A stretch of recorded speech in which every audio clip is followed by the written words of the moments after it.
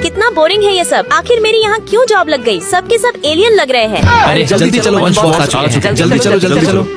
मेरी financial problem इतनी ज्यादा बढ़ गई थी कि मुझे इन एलियन जैसे इंसानों के बीच जॉब करना पड़ रहा था और आज मैं बॉस से पहली बार मिलने वाली थी। ओ तेरी, मुझे ये सही करना होगा। क्या तुम सब मिशन कटोरी के लिए तैयार हो? क्योंकि इस बार चाहे कुछ भी मुझे ये मिशन कामयाब चाहिए। मेरी बात समझ आ गई? जी सर, इस बार मिशन कटोरी सफल होकर रहेगी। ओ मागो, मुझे भी इन सबके साथ इस फालतू की मिशन कटोरी में शामिल होना पड़ेगा। भैंस की आँख ये आखिर लग क्यों नहीं रहा है? इस बार हमें मेरी उस बुढ़िया की सच्चाई को सामने लाना है। क्या तुम सब तैयार हो? जी बॉस, हम सब बिल्कुल तैयार हैं। इस बार कोई गड़बड़ नहीं होगी। अरे मुझे भी बैठना था क्या? ऐसी लो वाणी, और तुम मेरे साथ पहल चलोगी मिशन कटोरी पर? हूँ क्या बकवास है। तुम इस मामूली सी कटोरी को करोड़ों की कटोरी बताओगे और मैं मान लूंगी क्या? बूढ़ी हूँ, बेवकूफ नहीं समझे वंश। वंश, ये सब करके तुम क्या साबित करना चाहते हो? तुम गरीब होने के साथ पागल भी हो? क्या हो गया है तुम्हें? मेरी बहुत बड़ी गलती थी जो मैंने तुम कैसे गरीब से अपनी बेटी की शादी कर दी। बॉस चलिए यहाँ से खिसक लेते हैं। ये बुढ़िया सठिया गई है। वाणी, तुम सिर्फ अपने काम पर ध्यान दो। मैं जब यहाँ आया हूँ तो पूरे प्लेन के साथ आया हूँ। तुम्हें फिक्र करने की कोई जरूरत नहीं है। अरे नहीं लगता है इस बुढ़िया के साथ बॉस भी सठिया गए हैं। कितना फनी है ये। आपने अभी जो ये प्लेट। ये थप्पड़ DH तुम्हें इसीलिए क्योंकि तुमने गरीब होकर मुझसे शादी की, और ये दूसरा थप्पड़ इसलिए क्योंकि तुमने